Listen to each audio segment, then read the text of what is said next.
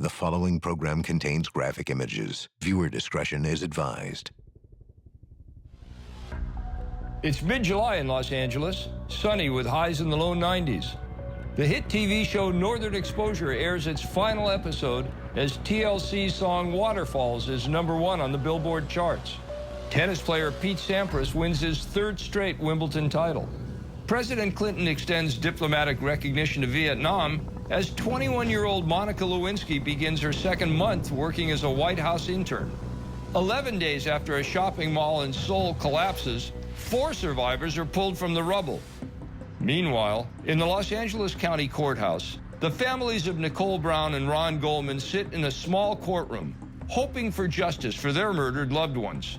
And OJ Simpson celebrates his 48th birthday behind bars as his dream team begins its defense. The People versus OJ Simpson continues.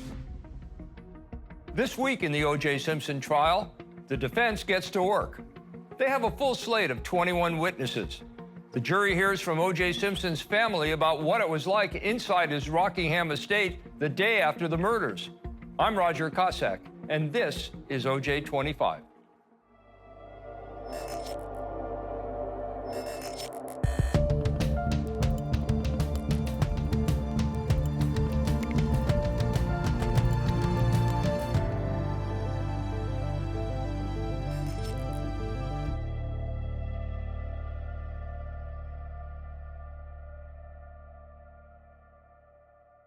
Morning, ladies and gentlemen. See everybody's well. At this point, Mr. Cochran, you may call the defense's first witness. Thank you very kindly, Your Honor. Good morning, Your Honor. Good morning, ladies and gentlemen. Your Honor, the first witness that the defense will call is Miss Arnell Simpson. All right, Ms. Simpson, would you come forward, please?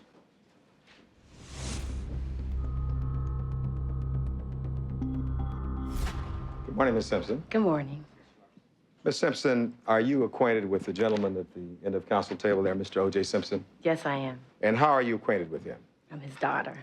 Your dad would travel a lot, even when there was no football season, is that correct? Yes. Let's talk a little bit about your dad's traveling habits as you knew them. And we're talking now for the period after January of 1994. Have you ever been around when your dad was getting ready to leave for a trip? Yes. There's always been an ongoing joke within the family that we'd always say, Dad, you have to get ready. And he'd always say, I'll get ready before you will be. And I would always prepare an hour before, and he'll get dressed in the last 15 minutes before we would have to leave. He's done this for years. I'd like to shift our attention now. There come a time that you were awakened on the morning hours of June 13th, 1994. Yes, by 2 gentlemen knocking at my door. And these gentlemen knocking at your door, what did they say, if you recall? They had told me that they needed to get in touch with my father and if I knew where he was. All right, and what did you say in response to that? I said that he wasn't home, but I didn't know where he was, but I knew how to get in touch with him. What did he say to you? He had told me that Nicole, that I know Nicole Simpson, and I said yes, and he said that she had been murdered and that there was somebody else with her. Basically, I was just shocked. I couldn't believe it. I didn't know what to do.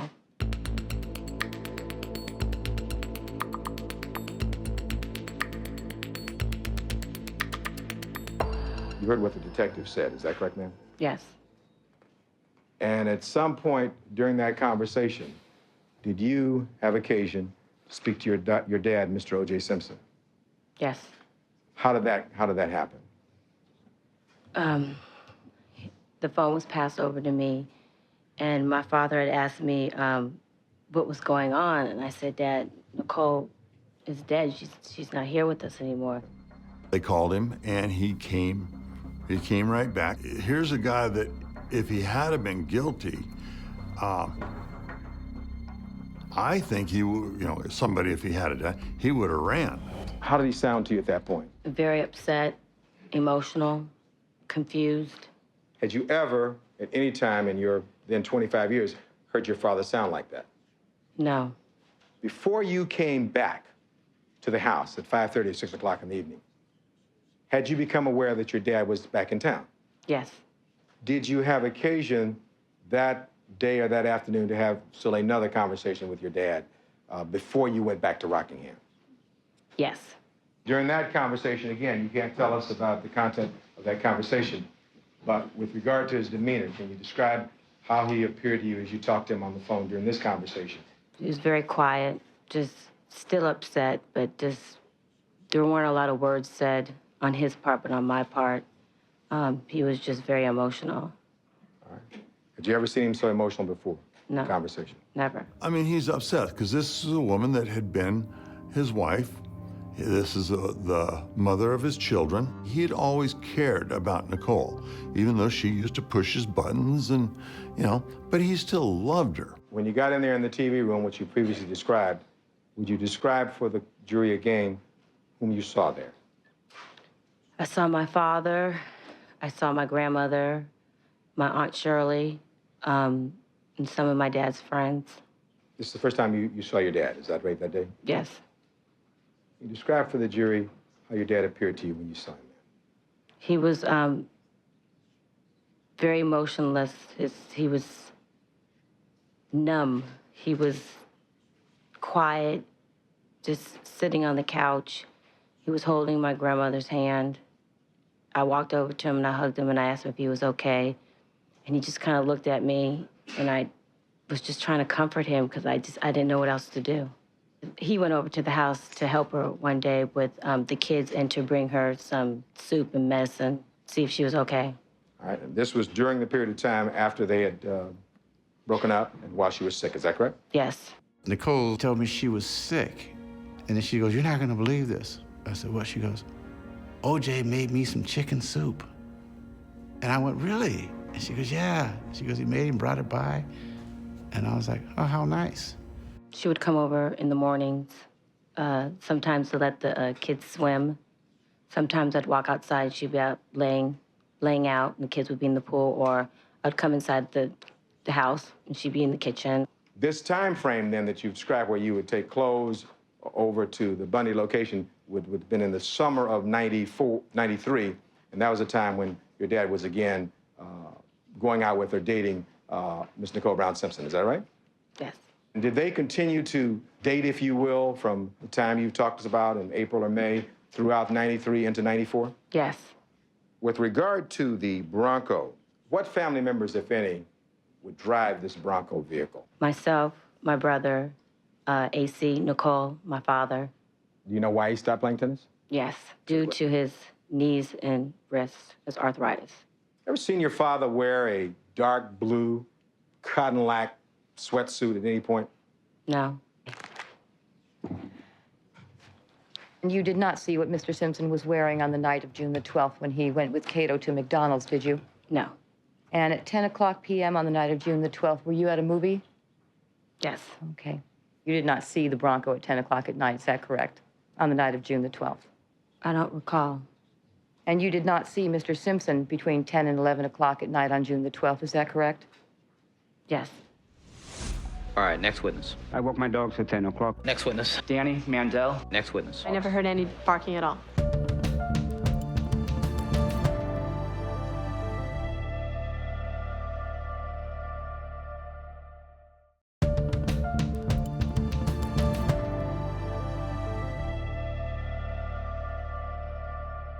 Do you remember seeing Ron Shipp there? Yes. And I want you to describe for the court and jury, did you know Ron Shipp before this time? Yes. When you saw him, what was he doing, if anything? He was sitting at the bar. Was he doing anything at the bar while sitting there? Yes. What was that? He was having a drink. So this is what they're gonna do. And they're gonna rip me up.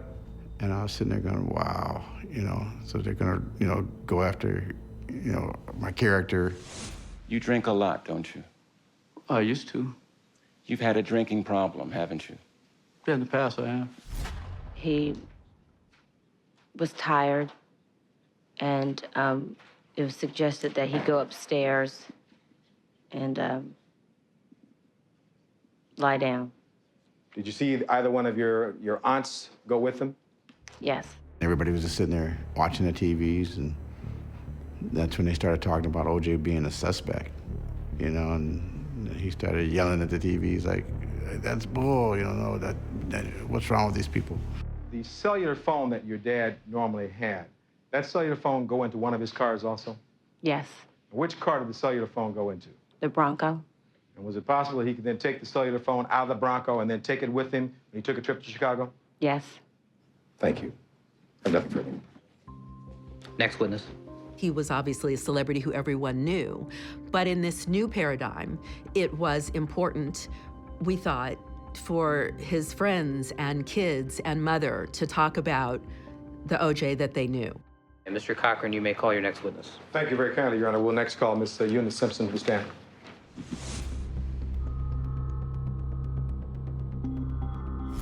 Did you know a person by the name of Ron Shipp? Yes, I did. And do you know how long you'd known Ron Shipp before that date? I say about 3 years. I met him at a Thanksgiving dinner.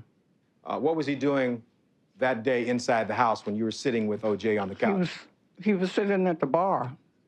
You observed him at the bar? Yes. Did you see him drink anything at the bar? He had a can in his hand. You know what kind of can it was? Appeared to be a beer can.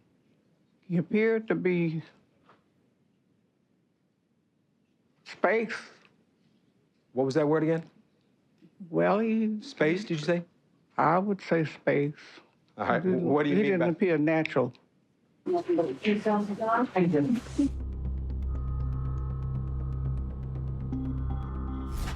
Did you ever see Ron Shipp up in your brother's bedroom? Yes, I did. Was anyone else up there when he was there? Yes, my Who sister. else was I'm there? sorry. My sister Shirley. And yourself? Yes. And your brother? Yes. And for how long a period of time was Mr. Shipp there? A couple of minutes.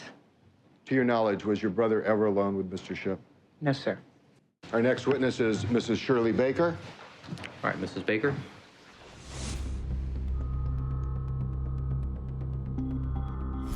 Did you see a man by the name of Ron Shipp testify? Yes, I did. And did you hear his testimony? Yes, I did. He kind of jokingly just said, to be honest, Ship, that's what he called me, Ship. He said, I've had some dreams of killing her. Did he say how many dreams he'd had of killing her? No, he did not. Did he say it was more than one? He just said dreams, plural.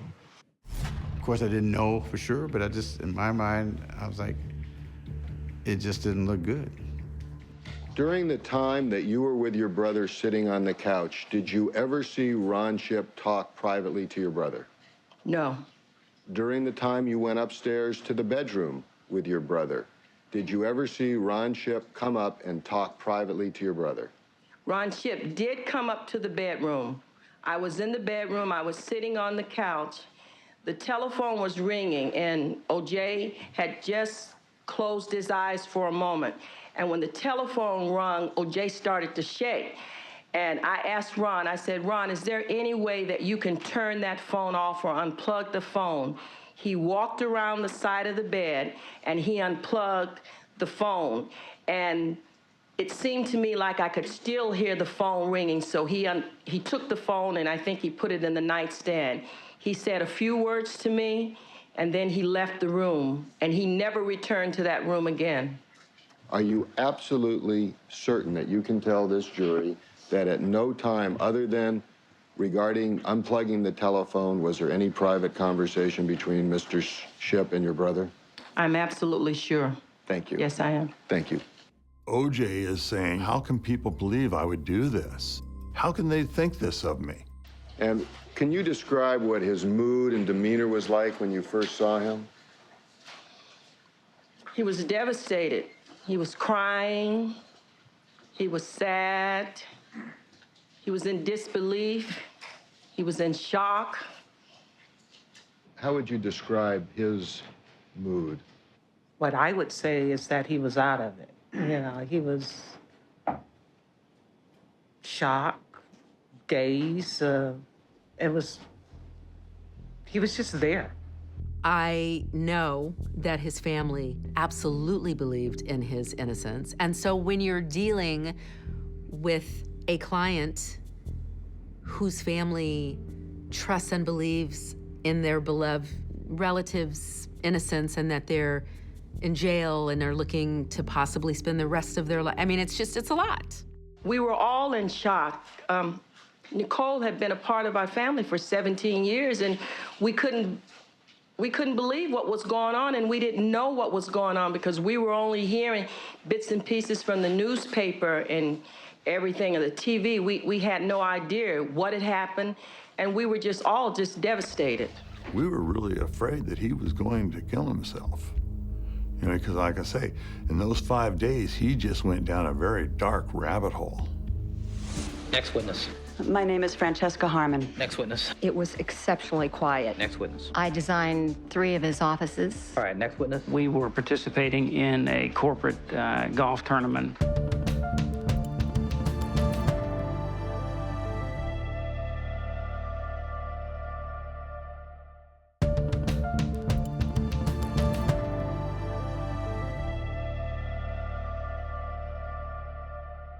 Mr. Shapiro, next witness, please.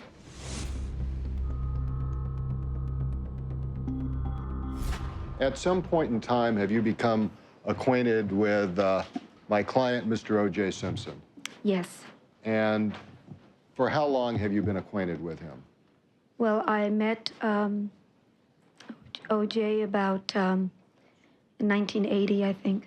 Have you had an occasion to observe his demeanor? Yes, at many different events and functions. And when was the last time you saw him in person prior to today? June 11th, 1994. And how do you know that date and where was it? How could I not know that date?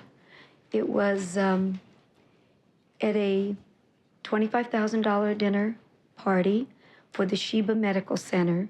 And did you see him in the accompaniment of anyone? He was with Paula. This is the time when OJ was dating Paula, and I honestly have to say he was happy. He was actually happy. When OJ walked in, I had already been there. And he and Paula walked in, and he saw me standing there, and I waved to him. And he left Paula standing on the step, and he came towards me, and he put his arms around me, and he said, "Oh, you look..." All right, next question. What was his mood like? Well, he was wonderful. He was kind. I asked him to take a picture. He couldn't have been nicer to everybody there. I asked him how Nicole was, and he said, "She's fine." And there was a photographer standing over there, and I said, "Would you mind taking these pictures? It would really be wonderful, and I know they would appreciate it." And OJ said, "Not at all, Carol." I was so angry at the celebrity and how free people were just to refer to the killer as if he was their buddy. It just pissed me off. So he's a killer, that's what he is. And each time that you saw the defendant, you saw him at different events. Yes. You saw him in public. Yes. You didn't see him at home, did you? No. You didn't see him at home when he was married to Nicole Brown, did you? Not at their home, but I saw them together, yes. Okay. How about the night of the 12th? Did you see the defendant around 10:20 on the night of the 12th? No, I did not. Did you speak to him at that time? No, I did not. You don't know where he was at that time? No, I do not. Did you see any cuts on his hands? No. Did you see any cuts or bruises on his hands? No. Did you notice anything unusual about either his left or right hand? I did not notice anything unusual. Did you see his left middle finger while he was signing the autograph? No. I viewed Mr. Simpson's hand specifically looking for a championship ring. The night of Nicole Brown and Ron Goldman's murders, O.J. Simpson takes a red-eye flight to Chicago. As OJ25 continues, the jury hears from witnesses who saw the former football great on that flight. All right, next witness. Do you solemnly swear that the testimony you may give? I currently work full-time for Southern Cal Gas, and I work part-time for Network Courier. And Network Courier is a delivery service? Yes, sir. What went through my mind is that if ultimately it came to pass that Simpson would be a suspect, the same issues of celebrity and preset opinions about celebrated figures was going to come into play, much like with Michael Jackson. Were you at the airport on June the 12th, 1994 as a courier? Yes. And why is that date important to you? That was the night that we met or saw O.J. Simpson at the airport and learned the next day that his ex-wife had been murdered. We had a demeanor defense where his whole attitude that night, when he got into the limousine, onto the airplane, into the limousine in Chicago, into the hotel, was calm, jovial. O.J. is a very jovial, garrulous person. About what time was it that you saw Mr. Simpson get out of the limousine at the airport? Between 11:20 and 11:25. Well, as he got out, I said, "Hey, what's up, O.J.?" And then he walked to the back of the limo. Did he respond at all to you? Yes, he did. What did he respond? He said, "Hey, what's happening?" To your knowledge, did your friend say anything to Mr. Simpson? He asked him, could he get an autograph?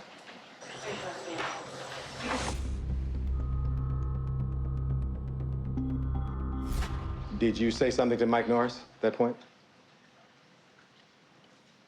I don't think so. I think Mike said he said, "Hey, what's up, OJ?" or something like that. And when you approached him, what did you say to him? I said, "Hey, Juice, could I get an autograph?"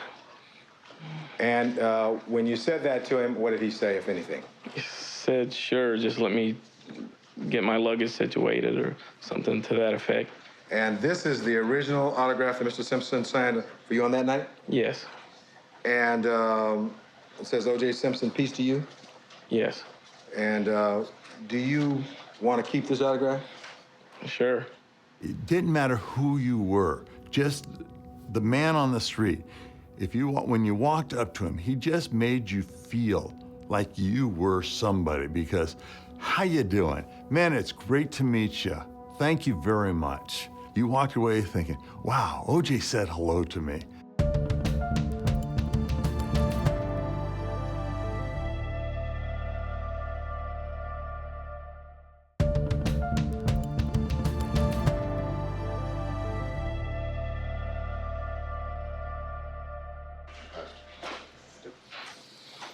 As you observed Mr. Simpson, did you have occasion to look at his hands? Yeah, I noticed how big his hands were. And did you see any cuts or bruises on his hands? No. You saw him, and can you describe for us, if you remember, how he wrote that autograph, what hand he wrote it with, and whether he used both hands or not? I think he held it with his left hand and signed with his right.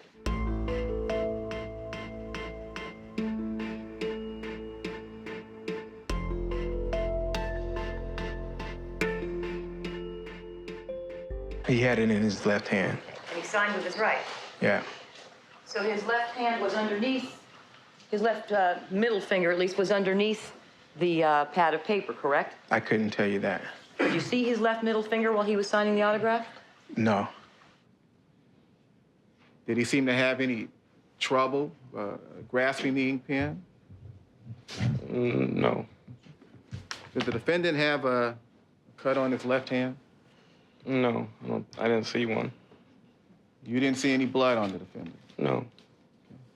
You didn't see any blood on the back of his left hand? No. How did he look to you? Can you describe that to the jury? He looked, naturally he was dressed real nice, you know, had on like a stonewash type denim outfit, you know, trying to look kind of young. You know, just, I mean, he was just, you know, trying to be cool, you know. And would you describe his demeanor to the jury? He just was like smooth, just, you know, hey, just walking through like, I'm OJ. Did he? I don't think I've ever seen O.J. Simpson mad the whole time I've known him. You know, I've known him since I was 16 years old. So, and to be around him, and you know, I'm just being honest, to be around him was a blast. Now, during the period that you saw O.J. Simpson, did you observe his hands? Yes. Did you see any cuts on his hands? No. See any Band-Aids on his hands? No. See any bruises on his face? No. Did he appear to be sweating? No. You didn't see him at 10 o'clock, correct? No, I didn't. And you didn't see him at 10:15? No. Not at 10:30? No. And not at 11 o'clock? No. So you don't know what he looked like when he got into the limousine at around 11 or 11:10? No. You saw him get a bag out of the trunk of the limousine? I didn't see him get it out. He reached into it? No, the bag was already, I believe, was already out on the ground. Okay. Can you describe that bag for us, sir? It was black. Can you show us with your hands how big it was? I couldn't tell you exactly how big it was. Can you describe for us the bags that you did see him with? There was a golf bag. The bag that he had in the back of the limo, he put over his shoulder, and he carried an athletic bag. Okay, and the bag that he carried over his shoulder, what kind of bag was that, sir? It was a black bag. You want to know where the knife is, the bloody shoes? It's in one of 2 landfills in L.A., because that's who picks up the trash at LAX. Is there a trash can anywhere near your stand where you work? Yes, just to the left of it. Mr. Williams, you don't recall ever seeing Mr. Simpson anywhere near that trash can on June the 12th, do you, sir? Yes, he was standing near the trash can.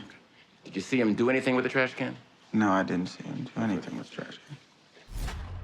He was like kind of standing in between the sky cap and like where the door was. And there's a trash can located between the door jamb and the sky cap station. Is that right? I think there's a couple of them like on each side. Did you see the defendant place anything on top of that trash can? No. You didn't see him place a bag on top of the trash can? No. All right, Mr. Gladden, thank you very much, sir. You're excused. All right, Mr. Cochran, your next witness, please. Howard Bingham. Howard, H-O-W-A-R-D. Mr. Bingham, sir, what is your occupation?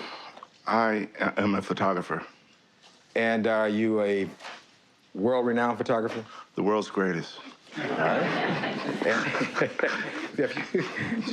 Sunday evening, June 12th, 1994. Did you have occasion to be at Los Angeles International Airport on that evening? Yes, I did.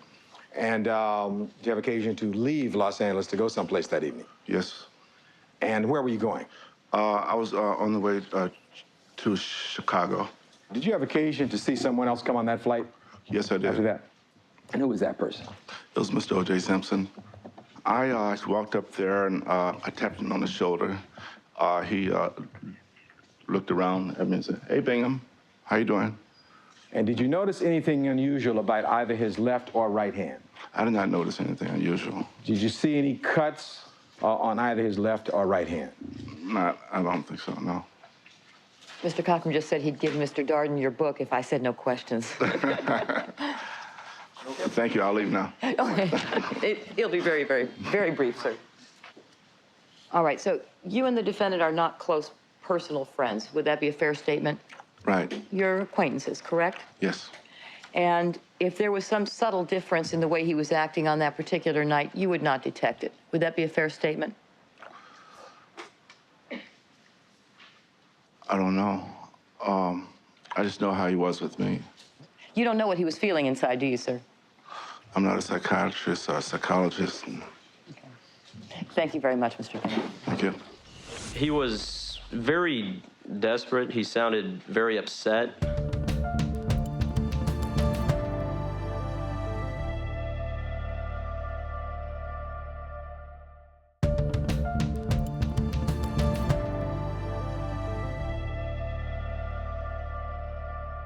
Raise your right hand, please.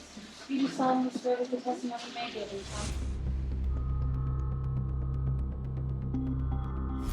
On June 12th of 1994, did you have occasion to board an American Airlines flight 668 from Los Angeles to Chicago? That is correct. And you saw Mr. Simpson in a short time after you did. Correct. All right. And when you first saw him, did you recognize him?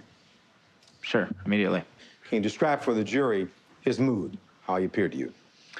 He was very pleasant, smiling. I noticed his clothing was very well pressed, looked very sharp.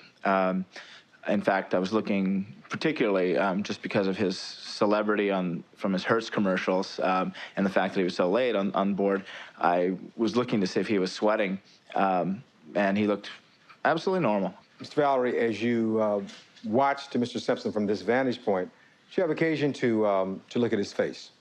I sure did. Did you see any bruises or cuts or abrasions on his face at that point? None whatsoever. Did you have occasion, from this vantage point you described for us, to look at Mr. Simpson's hands? I viewed Mr. Simpson's hands specifically looking for a championship ring, given his fame as a professional football player. That was the motivation for my looking at his hands. I didn't see anything unusual, no Band-Aids, no large abrasions or anything to that effect. Juror number 6 in the Simpson trial is Lon Cryer. His detailed notes and personal journal, over 600 pages in all, have been sitting in his garage since the trial, until now. But I always said in my mind, if you could have told me exactly what really occurred, how he had that cut on his finger, it might have helped me determine maybe that he was more guilty than innocent at that point.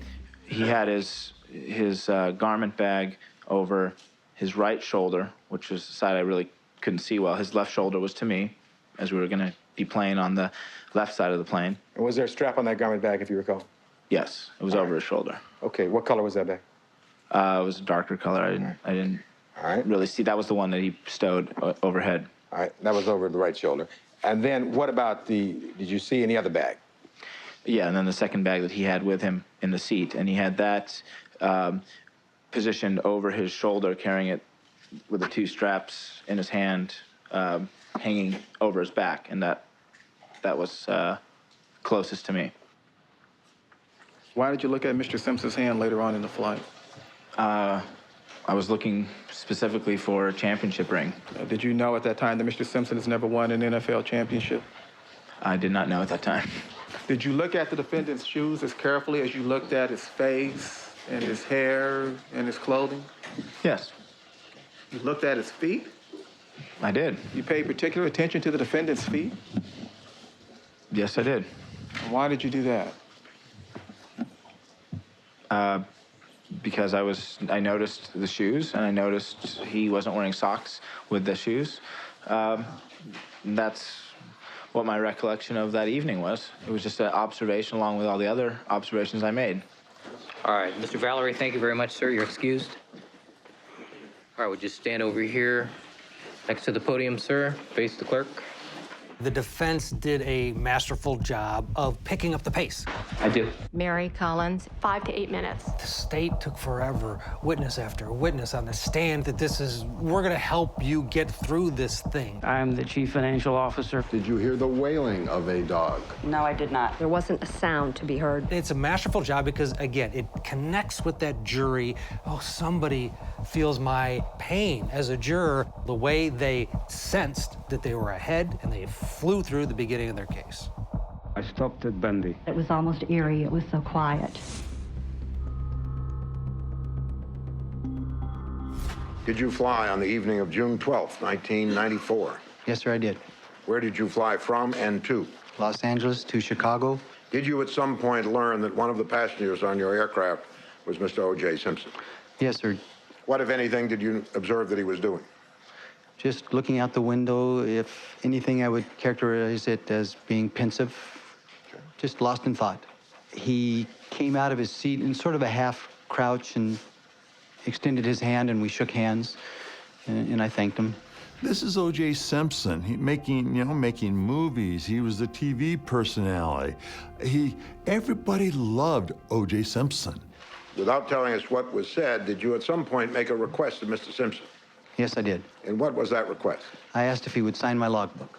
And did he in fact do so? Yes, sir, he did. Would you just point them out on the page? His signature and a peace to you comment underneath. And what is the date of the logbook page that I'm holding? It's 12 June of 94. When you were seated next to Mr. Simpson that night, Captain, and he was writing in your book, did you see both of his hands? Yes. Did you see any bandages or injuries that caught your attention? No, sir, I didn't register on that at all. What do you mean when you say you didn't register? Well, the question was, did I see his hands? And in order to shake his hands, hand him my logbook, and loan him a pen, I did have to look at his hands, yes. Okay. Were you expecting to see a cut on his left hand? No, sir. Were you looking for a cut on his left hand? No, I was not. And you gave each other a shake? Yes. And that was a firm handshake, wasn't it? It was a firm, warm handshake, yes. Okay, and Mr. Simpson, the defendant here, he didn't grimace in pain when you shook his hand, did he? No, sir. All right, Captain, thank you very much. Okay. Jim, J-I-M. Merrill, M-E-R-R-I-L-L.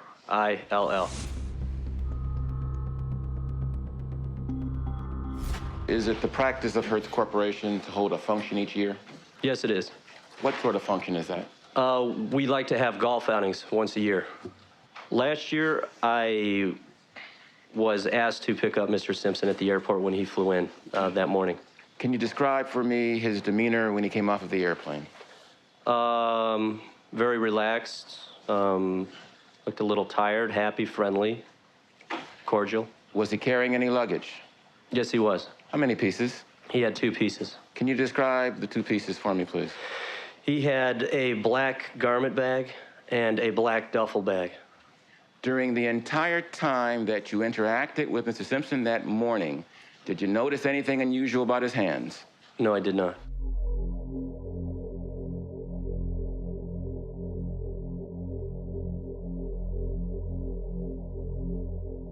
And then his whole demeanor changed, as you would expect a person who didn't know it till he got the phone call saying his wife had been killed.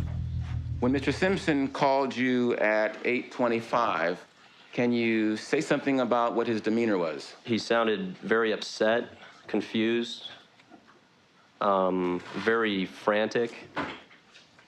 And did he have any request of you? Oh, yeah. Yeah, he wanted me to come pick him up as quickly as I could.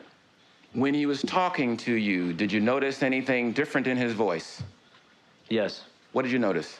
It was cracking. He sounded like he was crying. There was a time period in OJ's life when, by all accounts, even OJ's and everyone else's, they were broken up and he was still madly in love with her. Did there come a time when you spoke with him again about the clubs? Yes. And during that conversation, did you give him the claim check for the bags, the claim check number for the bags to pick up in Los Angeles? Yes. Did you have an occasion to observe anything unusual about Mr. Simpson's hands? Yes.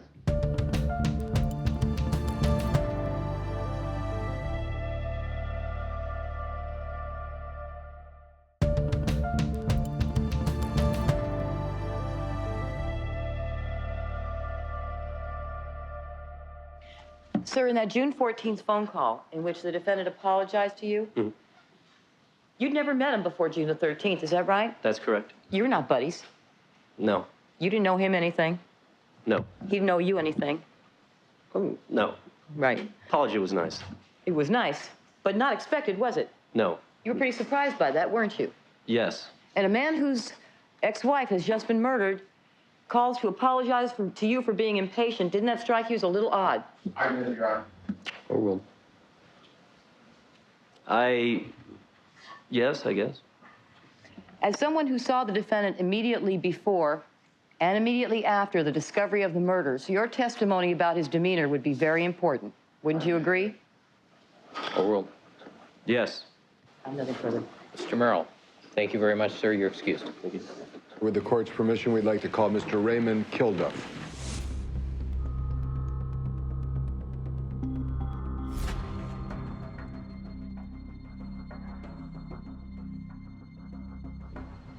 At some time in the morning, did you see Mr. O.J. Simpson there? Yes, I did. Where was he when you first saw him? Sitting outside on a bench. He was obviously distraught. Once I pulled up, his hands were in his, put his hands in his face. Did you have an occasion to observe anything unusual about Mr. Simpson's hands? Yes. What did you observe? When Mr. Simpson was sitting against the wall, it was very sunny. I could actually see into the bandage because it was loose and it was very bloody. I could see the entire gauze area covered in blood. And the cut that you saw on the defendant's finger that day, Yes. you say there was a bandage on that cut. Yes. And the bandage was loose, wasn't it? Yes. And the bandage was so loose that you could see the cut. Correct, I could see him. The bag was not full, was it? No. In fact, the bag was relatively empty, wasn't it?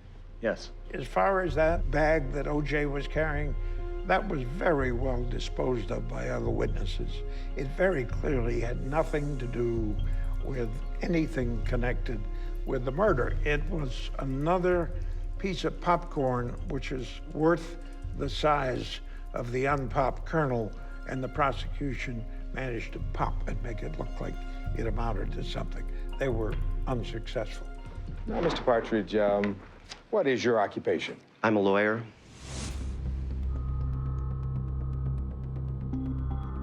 Did you have occasion to be on a flight from Chicago to Los Angeles, American Airlines Flight 1691? Yes, I did. Well, at first, he seemed to be upset. He sighed heavily and looked up, closed his eyes. During the course of the flight, he made quite a few phone calls. I also recall that he had a Louis Vuitton garment bag that was left in the first class section. I did see his hands, yes. I saw that there was a cut on the knuckle of his left hand. I thought the way he was behaving was very sincere. 2 days later, on the 15th, I made notes of what I could recall from the flight.